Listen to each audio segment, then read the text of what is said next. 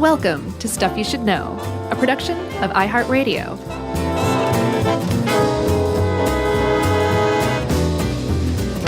Hey, and welcome to the podcast. I'm JoJo. There's Chuckles. This is Stuff You Should Know, the podcast. And there's Jerry. She has a regular name. Hey! Well, that was pretty good. Thanks. This could also be like how late night talk show hosts work too. Yeah, Krusty the Clown was on my mind during a lot of this. I thought that was your Seth Meyers. No. Funny guy. Did he say that? No. Oh. It was just a completely ludicrous joke. I haven't watched this show yet. I haven't either. I like the guy, though. Good guy. I don't watch anything but Conan. Yeah, I don't even watch Conan, really. Yeah. I do when Hodgman's on. I record it, and then watch it the next day. Yeah. I don't stay up till whatever time I was it's going on. to say, jeez. I guess you don't go to Early Bird for dinner anymore either. Yeah. Staying up to watch Conan. Hey, Early Bird. Speaking of Conan, big shout out to Brian Kiley, Rob Kuttner, and Dan Cronin. And Seth Meyers. No. They are writers for Conan, and they treated me to lunch. That was very nice. At Warner Brothers. Thanks for inviting me, guys. And Conan, if you think we get neat fan gifts, you ought to see the stuff Conan gets. Oh, man, like what? Well, I met the masturbating bear guy, who I won't reveal his name. You probably shouldn't. But he's the guy that's done it all these years. And someone sent him like a 4-foot tall tree trunk hand-carved bear. Mm-hmm. M-bear. Really? Yeah, it was beautiful. I got pictures of all this. And then Conan has a life-size Lego Conan that someone sent him. That's pretty neat. And a life-size... That's like $100,000 worth of Legos, probably is. And then a life-size Conan made of pencils that was really neat looking. Wow. Yeah. Wow. So they just had this stuff. I was like, man, I like our little Photoshop stuff, but, Cooper needs to step it up. nice life-size Lego Josh and Chuck. That would be kind of cool. Anyway, I just want to say thanks to those guys. They're awesome. Yes. And they're supporters of us. Oh, thanks, guys. Yeah. Supporters of you, at least. And they're clowns. That was a great segue, dude. Great. Is that why you thanked them in this episode? Sure. Because they're clowns. That was good. You scared of clowns? I'm not scared of clowns. Not at all. I mean, the scary clowns that are supposed to be scary in horror movies are creepy, of course. Right. But, I don't have any kind of a phobia. What's it called? The official phobia? Coulrophobia. Right, which also includes... it's unofficial, by the way. It's not a real thing. It also includes things like costumed characters like Mickey Mouse and stuff like that. It's not just clowns, right? Right. So it's the DSM, which is the infallible Bible of psychology and psychiatry, has an entry for fear of clowns lumped together with other childhood fear of costume characters. Right. That one I can identify with. I think I ran away from like Snow White or something at Disney World when I was a kid, and there's just always been something about somebody being dressed up in costume that I've found unnerving. They scare a lot of kids. I'm not overtly afraid of clowns. Sure. But just costume people, and I get that. Like I get what are you hiding kind of thing, which I think informs the basis of coulrophobia. Yeah, and a lot of this show, it turns out, is going to be about that because it's one of the most interesting parts of clowning. But one guy later on in this article put it makes sense, is like some clowns are just not great at it.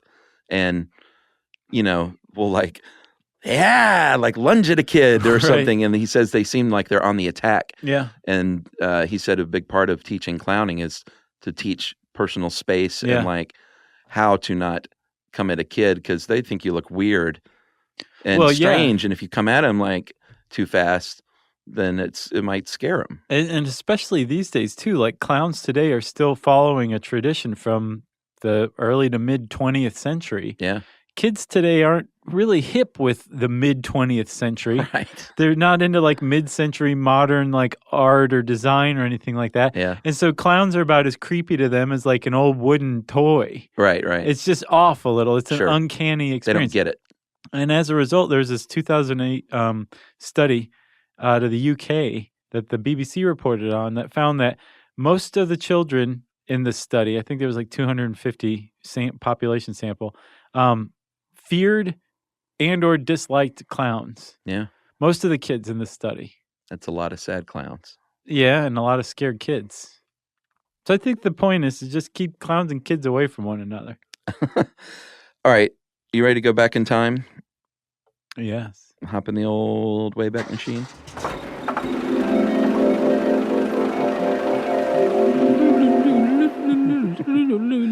It's London, and it's 1803. And there's a man named Joseph Grimaldi, and he, for all intents and purposes, has just invented the modern, what we now know as the clown. Yeah. Very purposefully, too. Got the white makeup. They still call clowns Joeys. Yeah. Because that was his character name. That's a nickname for clowns. Oh, he was huge. Like, not Big only star. did he invent clowns, and like today still they tip their clown hat at Grimaldi for inventing the clown. He in his day he was huge. Yeah. There was a legend that supposedly an eighth of the population of London had seen him on stage. Yeah. There's a lot of people. Yeah. And still today on London's East End, there is a church that has an annual mass in his honor, and everyone comes in full clown makeup and costume to church for Grimaldi. He was a big deal. Sure. He was very, very famous for the time. He was a very well-known person. And he had a contemporary, too, at about the same time in France named Debrau. Yeah. And both of them, oddly, were they had really kind of sad backstories. Yeah, which we'll get to that. That sort of lends itself I don't mean to get ahead of ourselves. that lends itself to the dark underbelly of clowning and why it might have this reputation. Right. But what clowning really sprung from was from the beginning of time almost, there were jesters, essentially. Oh, yeah. And least- all types of, all over the world in all cultures. Yeah, it seems to be universal. There were at least as far back as the 3500 BCE. Yeah. In Egypt, in China, there were already jesters, pranksters, clowns, tricksters, something of that ilk. Mischief makers. Yeah, and in totally disparate societies that never met one another, like in Native America, different Native American societies had some version of the clown or the jester. Yeah, during a Navajo ritual chants, they would clowns would come in to disrupt performances, bump into the dancers. Pueblo clowns, they would have a sacred offering, and they would come bouncing in and kind of mock what was going on, and maybe like do a lewd sex act. Right, in the middle of like pantomime this very serious ceremony to the gods. Yeah, or the spirits. That's a big deal. Sure, that's an unusual role for someone to play. Sometimes they were considered shamans, like they were imbued with some sort of power as well. Yeah, they were held in high esteem. Same thing went on in Japan with the taikomochi. Is that right? It means drum bearer. Drum bearer. They were in the red light districts, and apparently in the late 1600s, their deal was when the party starts to wane, they were to bounce in and like get the party started again. Hey. Yeah. And they were actually the original geisha. They were men, and they were later replaced by women, but the taikomochi were the original versions of the geisha. Yeah. And the taikomochi in the red light district actually ended up there because this period of peace settled over Japan. Because prior to that, they were court jesters and also like military advisors. Yeah. So once they weren't needed for that, they ended up in the red light district like, let's get this party started. Getting party started, yeah. Nice. Yeah. So in India, the official jesters there were a member of the Brahmin, which was the highest social class, right? Yeah. That's where that's the class that Apu's a member of. Oh, really? Did he say that? That's what his mom said when she thinks that Apu's married to Marge. She goes, surely you children are aware of your Brahmin heritage. And Bart goes, so long as there's no follow-up questions, absolutely. Fully. Man, that's a good one. Your knowledge is way deeper than mine for The Simpsons. Too much. I think I stopped watching before you did, too. But you still watch, right? Yeah, I fell off again. Yeah. On again, off again. All right, so we're in India, and the Brahmin, they one of the things you'll notice over and over here with jesters is what they really are satirists. And their job is to, and they were the only ones that could do this really, was to poke fun at the leaders.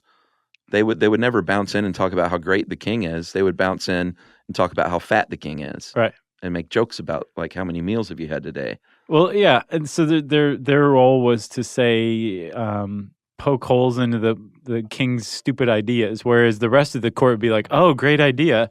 You should paint the Great Wall of China." Right. Whereas the jester would be like, "Yeah, that's a great idea. Where are you going to get all that paint from, you dummy?" Well, speaking of China, I think they had some of the best names. They have a great tradition of clowning, and Yeah. they had legends named Twisty Pole, Baldy Chunyu. That's the name of the podcast. That's a good one. And this one I don't get, Moving Bucket. I don't get that one either. It probably makes sense in Chinese. Right. Another one I came across was Newly Polished Mirror. Really? Uh-huh. Was the name of a clown? That's no Baldy Chunyu, though. Interesting. Chunyu. And then in Poland, there was a legendary jester named Stanzik. And I looked up this guy. He was a legend beyond clowning. He was like the political satirist of his day. He worked for 3 different kings and was very intelligent political philosopher and satirist that is still like revered in Poland. Right. As, a necessary thing. Yeah, supposedly one of his most famous stories was the king of Poland that he was working for had a bear imported from, I think, Russia or something, maybe Prussia. Yeah. And let it loose so he could hunt it. Right. And the bear came Very at the kingly thing to king do. and the court and the queen and like almost killed everybody. And the king later criticized Stanchik for running off. Yeah. And Stanchik said, well, it was smarter than letting a caged bear loose. Something along those lines. Yeah. And the king was like, oh, touche. And everyone laughed. Yeah. And then the bear ate the king. In ancient Rome, Chuckers, Yeah. they used to call the court jesters stupidus. Stupidus, huh? Yeah. That makes sense. Grimaldi himself came out of the rich tradition in Italy called the Commedia dell'arte tradition. And this is in the 14th century. And it was, some people say these were like the first professional actors in the world. Yeah. Were coming out of Italy at the time in this program. Right. So at the time, you were basically, if you were a clown or a jester or something, you were probably a member of a court. Mm-hmm. If you're a member of a Native American tribe or in most parts of Africa and you were a jester, you belong to the community Right. rather than the specific leader. But in Europe and China and Egypt and all over, wherever there was royalty, there was usually a jester of some sort, right? Yeah. But one of the ways that jesters spread, especially say in Europe, was from a jester being forced to hit the road for stepping over the line, Oh, basically really? Taking at it too court, far? and getting kicked out. Wow. And that's one way that it kind of spread. Clowning originally spread to the masses was Interesting. you may run across a court jester who's down on his luck traveling along the road because he just Right. got kicked out of court. He's like, I got all this great material. Exactly, but he's still a jester. He's Yeah. going to make you laugh, Wow. Yeah.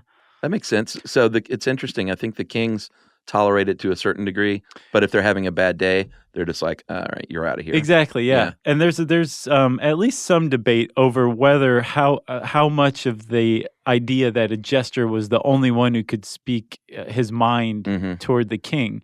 Not that the idea was that more people in the court could speak their mind, but that the jester couldn't even speak their mind in some cases. Right. There were some documented versions, like the one in Persia, Karim Shireh, Yeah. who told the king, the Shah Nazaruddin, apparently said, "Is there a shortage of food?" And Karim Shireh said, "Yes, I see that your majesty is eating only 5 times a day." Yeah. And then he made this little bow tie spin. But he got the point across that, Uh-huh. yeah, there's a shortage of food and you're not helping anything. You're cloistered up here in your ivory tower and you need to open up your eyes, your majesty. I'd like to see some of Baldy Chunyu's material. I would love to see that too. I bet he killed. I'll bet he did as well, Chuck. So we'll get to what clowning is specifically right after this.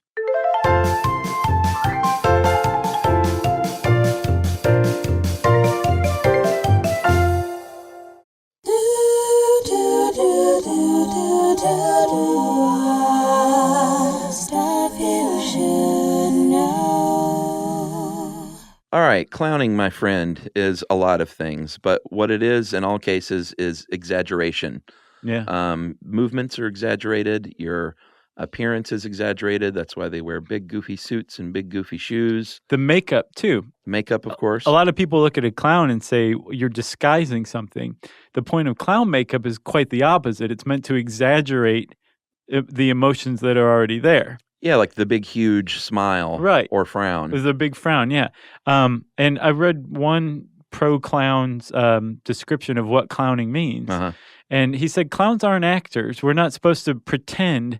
What clowns do is exaggerate the emotions that we already have inside. So if you're a really good clown, you're going to play up, the anger at being rebuffed when you're trying to get a laugh from somebody. Right. Or you're going to play up your stage fright at performing in front of some people. Sure. Like when you see a clown like acting a certain way, you're supposed to understand that what they're actually feeling that right then. It's just being it's being broadcast on a clown scale. Yeah, and part of that is for comedic effect, and part of it is quite literally because in a circus, you have a lot of people, and you may be sitting very far away from you. Right. So these big movements and the slapstick, which actually I never knew this. Slapstick was an actual physical tool. Never heard of that. Yeah. It's like it looks like a paddle with another paddle hinge to it. Right. And back in the old days of the Commedia dell'arte in Italy, they would strike someone with this paddle, and then of course the other paddle on the hinge would smack really hard on the wood. Yeah. And so they could hit someone not too hard, but make a sound. Huge sound. Like they had been hit really hard, and that's where slapstick comes from. That's the word slapstick. Pretty neat.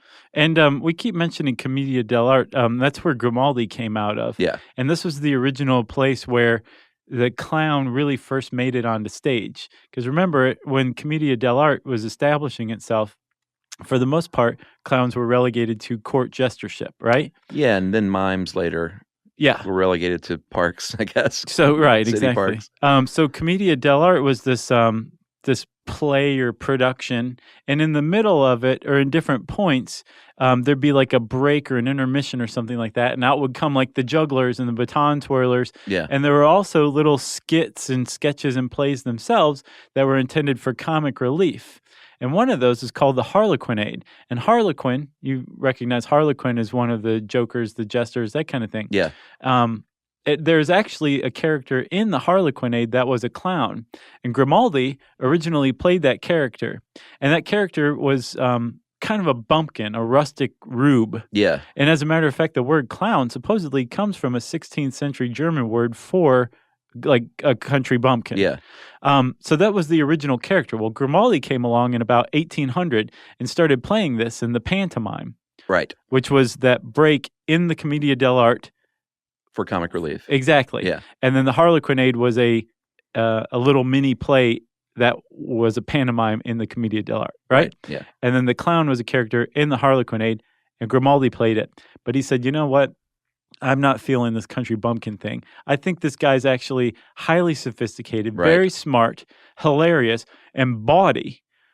And he started to play the character like that. Yeah. And all of a sudden, the clown went from a minor supporting character to the reason the people were coming to the Commedia dell'arte productions, the pantomime. Yeah. So they were stealing the thunder of the legit actors. Exactly. Yeah. And from that moment, the clown went from specifically a rustic country boob to the clown that we start to understand today with face paint and like colored hair and everything. Did you just laugh because I said boob? No, I just rustic country boob sounded like the name of like my memoir or something. It just struck me as a nice title. I just want a small royalty when you publish those, okay? Well, except I would be rustic city boob. Yeah. You know, sort of play on that whole thing. Yeah, that's even better, Rustic actually. City Boob. Yeah. Man, Sharknado, and now the title for your memoirs. You're on fire.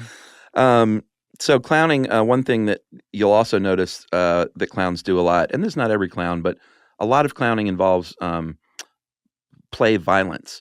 Like slapstick. Yeah, like they're hitting, it's like the Three Stooges. They're hitting each other a lot. They're knocking each other down. Mm-hmm. A big clown thing to do is to like disrupt the legit act. Like, we're clowns and we're going to do this neat thing where we all hold this ladder and climb it. Right. And then another clown will come in and bust the ladder down and everyone will fall. Right. And it's all part of the act, but a lot Like of the it is Navajo clowns. yeah, same thing, Yeah. basically, to disrupt the act that's happening through violence. Or they may just be jerks and like smell my flower. Oops, you get a squirt in the face. So if you're paying attention to a group of clowns in their routine, you'll actually notice that there's usually a very clear line of command. Yeah, there's a hierarchy for sure. There actually is, and Yeah. it depends on, you can tell who's in charge before the show even starts based on their makeup, actually. It's delineated by that. Yeah. So first you've got the white-faced clown, which Grimaldi was one. So is Bozo the clown, who we'll talk about later. But the white-faced clown is the one who's in charge. And going back to the Three Stooges, they actually get across the hierarchy of clowns pretty clearly. Yeah. So the white-faced clown is Mo. Absolutely. He's still a clown, but he's bossing the other ones around. He's Right. assigning jobs. He's the head boob. Yeah, and he might be the most hostile out of all of them. And then after that, and again, the white-faced clown has completely white paint all over his face and head and neck. Yeah, the Or French, hers, I should say. French counterpart you're talking about, the clown that he created was a white-faced clown, the Perrault. Pierrot. Perrault? Sounds good, Chuck. And that's a kind of clown as well, but the Pierrot is a white-faced clown. Right. So the white-faced clown is in charge. He Yeah. or she is at the top of the heap. Top of the heap. After that, you have the august clown. The august clown is the one that usually they have that sloppy, oversized outfit, huge like suspenders hanging, even bigger pants up. The makeup's probably like flesh-toned. Yeah, but like the eyes will like be super arched, Sure. and like the smile will be really big and red. Yeah, yeah. Probably a big red nose. Although I think the white-faced clown can have that too. But if you have a white face and an august clown next to each other, the august clown's red ball nose is probably going to be a little bit bigger. And the august clown is definitely the one who takes orders from the white-faced clown, but also a little more hilarious, maybe. Right. So, like the august clown would be maybe Larry. Larry? Probably Curly though, because he's kind of a boob, you know. Yeah. He's not a rustic country boob, Yeah. but he's just kind of fun and lovable, and he's still taking orders. What about Shemp?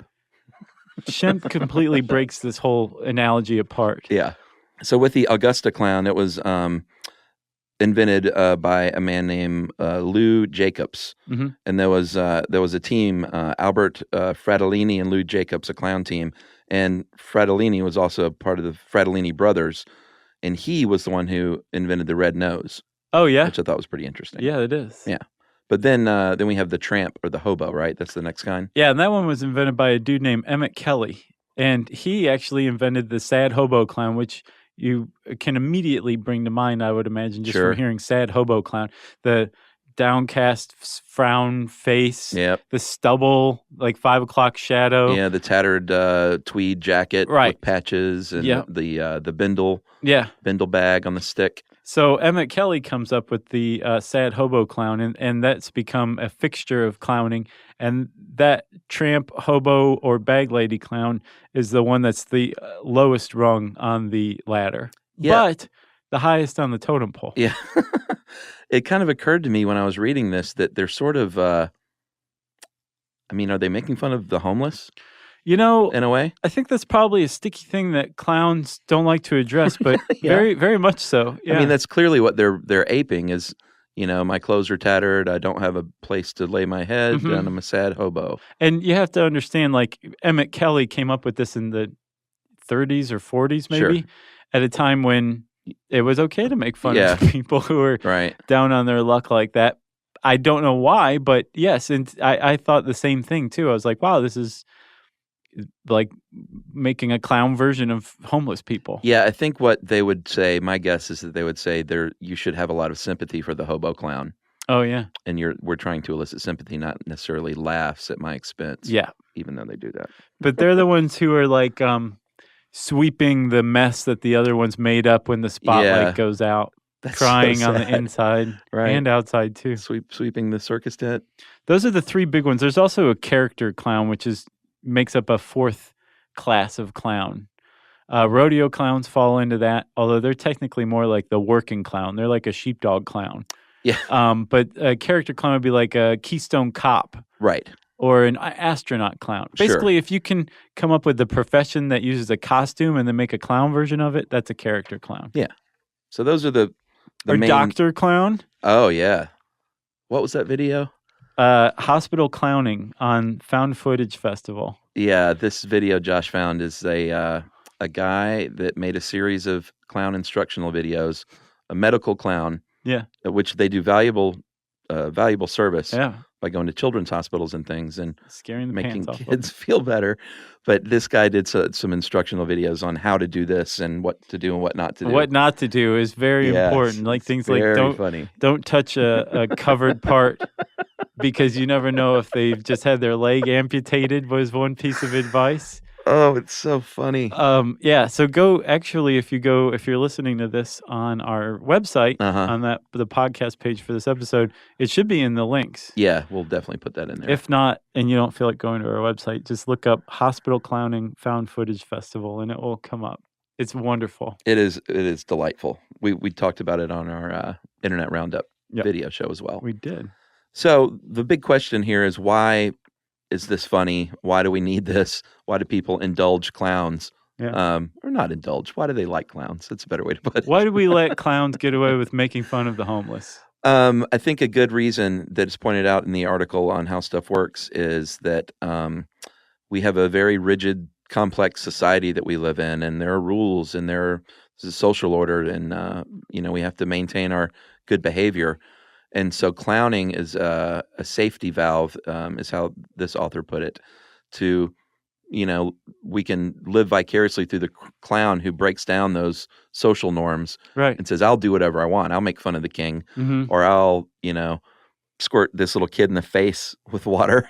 Everybody hates that kid. And, Debro, it makes sense. The French clown, he beat a kid to death with his cane in the street for making fun of him. That's taking it too far. Well, he did, and I looked this up. He went to trial and was acquitted, but apparently it was like the trial of the century because everyone wanted to hear him speak. Oh, he was a silent clown. He was a silent clown. The Perot was. So, yeah, he hit a kid that was making fun of him, and he killed him. Yeah, he didn't mean to. He meant to hit him. I don't think he meant to kill him. It said it was a single blow. Yeah. And I imagine he was just like, oh, boy. Not again. Yeah, or he would mime whatever that is. So I want to address what you've said the role of clowns are. And this is going to be like the most sourpuss thing you've heard today. Okay. But it really makes sense in a way. So yes, the role of the clown is to vent the general population's frustrations at abuse heaped on us by the ruling class or the conventions of society or what have you. Yeah. And the clown allows us to feel better about things because this is being made fun of. It's being addressed. Mm-hmm. But you can also make the case that in that sense, the clown, satire, anything that provides that function in society actually just keeps the status quo in place. Because rather than any real change coming about from those simmering frustrations that aren't allowed to vent. Yeah, it's just a release. That once they're released, then we can just move along, but nothing's actually really changed. It's just been satirized, and so we're satisfied to a certain degree. Interesting. You know? Yeah, I know it's a really kind of view of clowns in general, but it really does keep the status quo in place. And a really effective ruler will allow him or herself to have just enough fun poked at so that he or she appears to have been brought down a peg. Right. But really, the power is totally unchecked by that. Yeah, interesting. We should do one on satire. That's a pretty rich subject. It is. I think the function of a satirist is important, but you do raise a good point. Like, at the end of the day, what does change come about because of it? Or is it just, well, at least we all got to laugh at this? Which serves a function. It does serve a function, but does it serve to change? It serves to placate. Yeah, interesting. Thanks, man. That's all mine. Josh Wright, copyright 2015. So we should probably take a break, and then we'll come back and talk a little more about, you guessed it, clowns.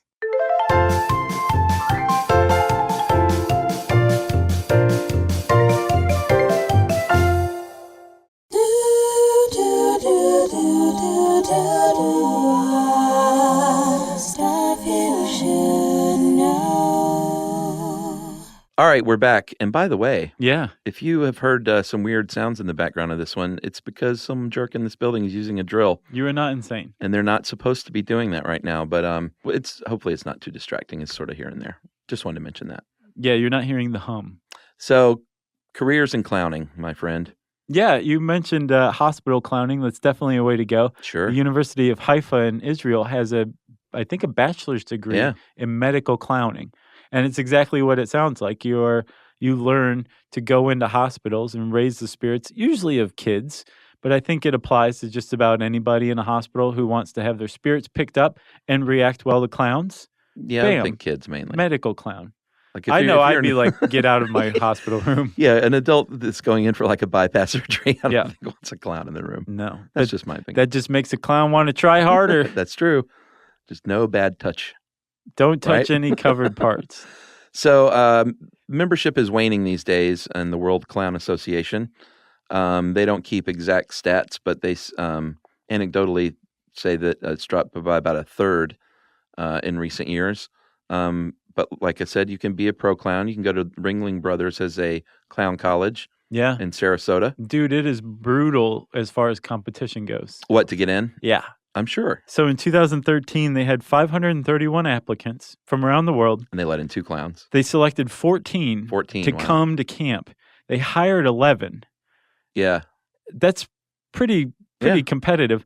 And there's only 26 total clowns that work for all of Ringling Brothers, Barnum, and Bailey. Really? They shuffle them around the 3 circuses that are going on at any given point in time. Interesting. But it pays pretty well. They inject them with formaldehyde and put them in a cryogenic chamber. And You'll never die. Ship them to a different part of the country. Yeah. Regenerate them. Put on their red nose. Yeah. And it's all good. It's showtime. Cirque du Soleil, you can do a lot worse than that, my friend, if you want to go that route. It's a different kind of clowning, but it's, I think, a little more of the old Italian and European style. It depends. They go for both. Oh, really? Yeah. They go for character comedy, and then I think like physical slapstick. Just straight up yucks. Yeah. Okay. But you can make up to $200K a year at Cirque du Soleil. I think that's like for all performers. Out. Yeah. Yeah. At Ringling Brothers, apparently for clowns, they can make up to $92K a year. K means 1,000. That's right. And by that I mean dollars. If you're into French clowning, you can go to Paris and study at the École Internationale des Théâtres Jacques Lecoq. Jacques Lecoq. Theater Jacques Lecoq. Is that how it's pronounced? Yeah. You sure it's not Lecoq? No, it's definitely Lecoq. Okay. So he... Don't you remember Lecoq Sportif, like tennis wear from the 80s? I called it Lecoq. No, it's Lecoq. Okay. Yeah. I mean, either that or I've been saying things wrong for 30 years, which is entirely possible, but I'm almost positive. Because think about it, he's a clown. Jacques Lecoq. I mean, it's very funny. I know, it's hilarious. Yeah. It's way funnier than Jacques Lecoq. So if it is Jacques Lecoq, this guy should have thought his name out a little better. That's a good point. So Jacques Lecoq was a big innovator in clowning, and he had a school that this is still based on, in Paris, but he had a school back in the day where his big thing was called the Via Negativa, or Negativa, which is basically like he doesn't say what you're doing is right or wrong. He's not there to teach you a set of skills. He's to teach you to do what you do best. Right. And to embrace your own style. Right. It's pretty neat. I found that just about anywhere I saw like how to clown or anything like that during research, one of the main things was figure out your style of clown. And it's based on who you are.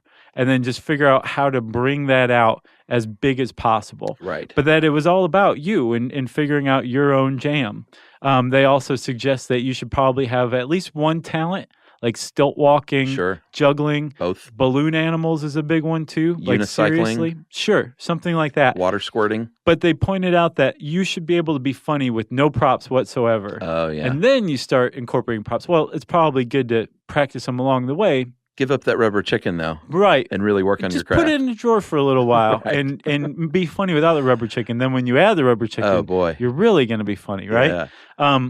But it all is based on, remember, clowns are exaggerations of a human personality, and specifically that person's personality. And so that's what you're supposed to work on initially. I like that. Yeah, makes a lot of sense. Sure.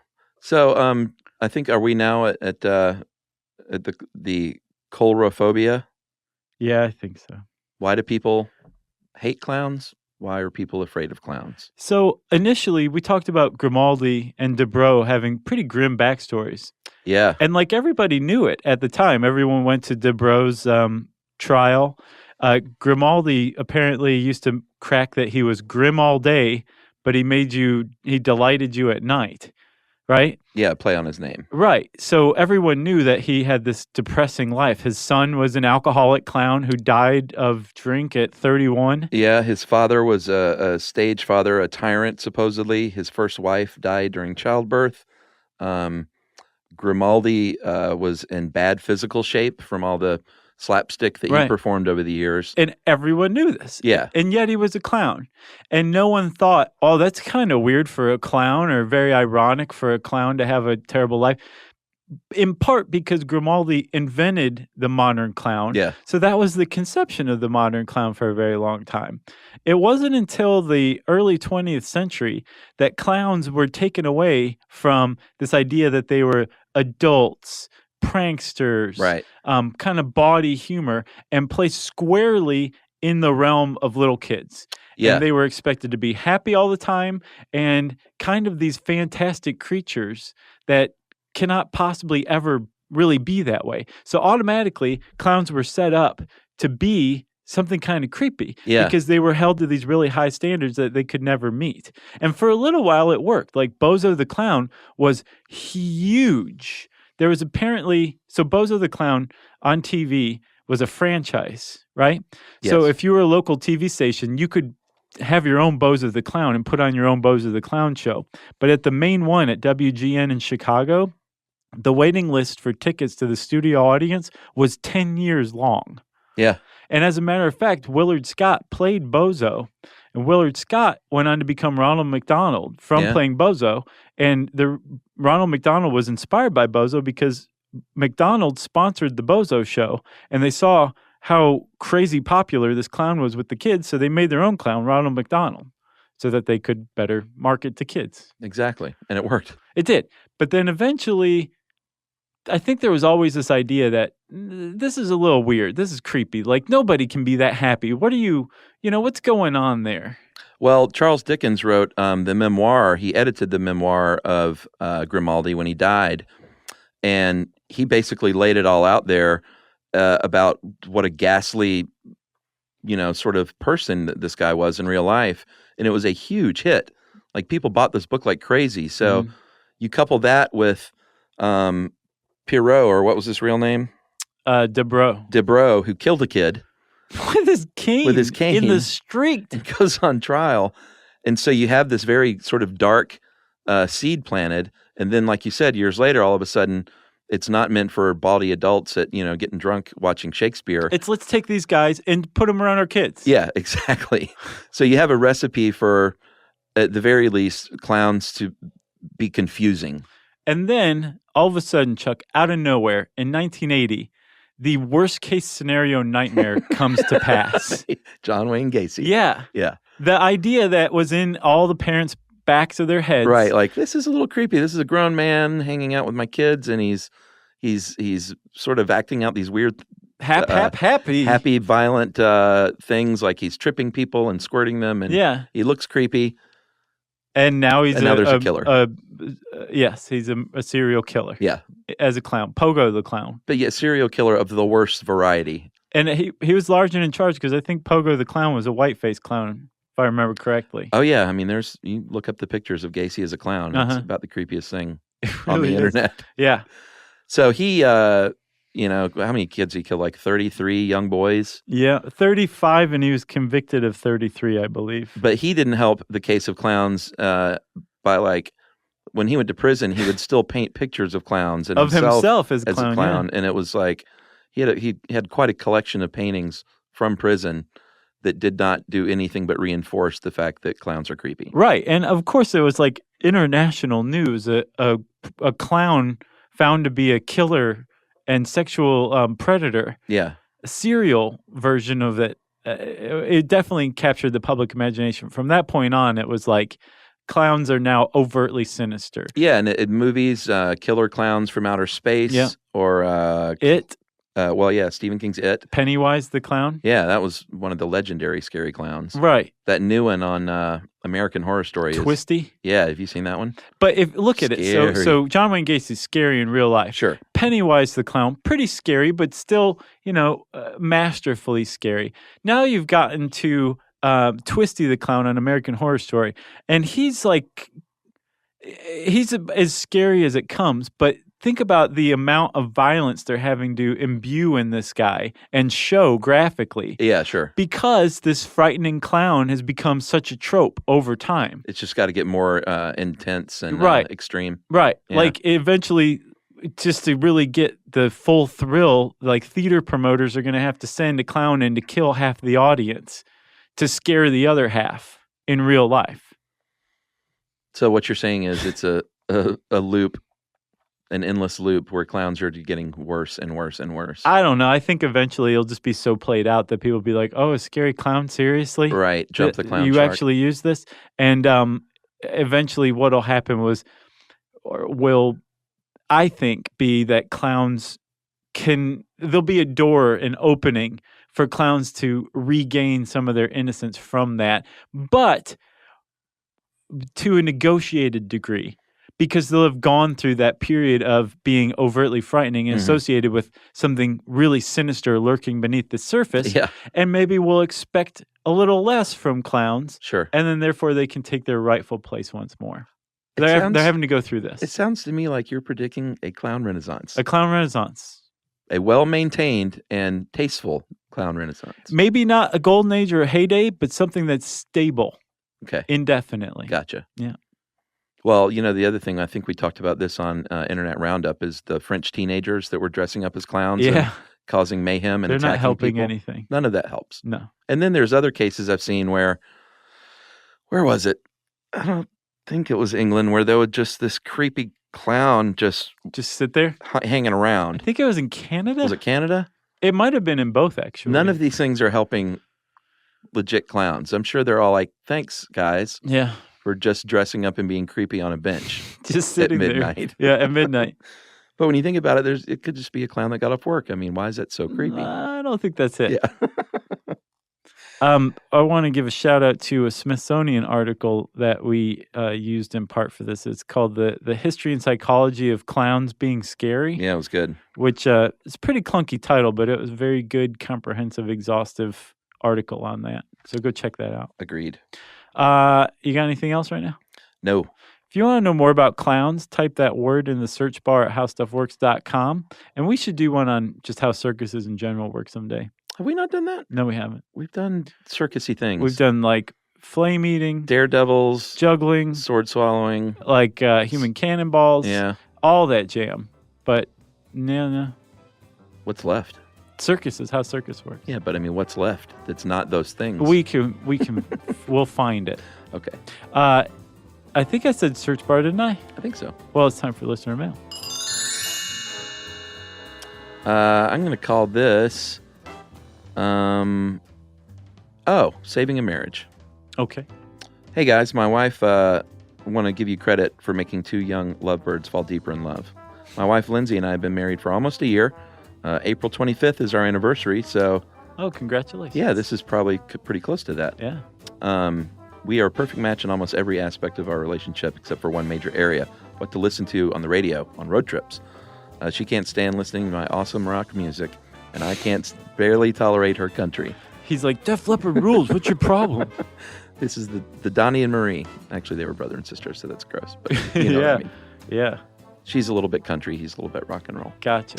We spend a lot of time in the car, though, and we always end up taking turns with one person singing along with their favorite hits, the other one sulking until it's their turn to control the dial. There are even times when we would just drive in silence instead of compromising. I think I know where this is going. One day, we stumbled upon Stuff You Should Know, and our lives were changed forever. Turns out we both love the podcast, and the driving portion of our road trips now has gone from a frustrating compromise to an amazing bonding experience, and it's all your fault. That's awesome. We've even spent a few evenings listening to the podcast instead of watching TV at home. What? That's crazy. We're interfering with TV viewing? Turn the podcast off and go turn We're your going to be television off. branded communists. We started from the most recent and are working our way backwards. So prepare for them to get less good. Yeah. Good luck. We have about 400 episodes to go until we run out. We've been discussing how we're going to deal with the inevitable SYSK withdrawal once we reach episode 1.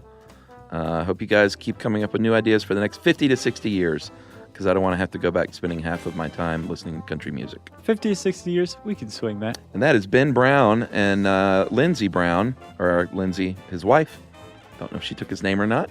Ben and Lindsey. Ben and Lindsey We'll call them that. from Guntersville, Alabama. I'm sure they're the only Ben and Lindsey there.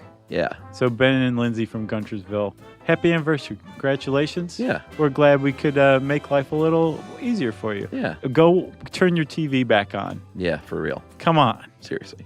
If you want to get in touch with us to tell us how we are enhancing your life, we love to hear that kind of stuff. You can tweet it to us at SYSK Podcast. You can join us on Facebook.com/StuffYouShouldKnow.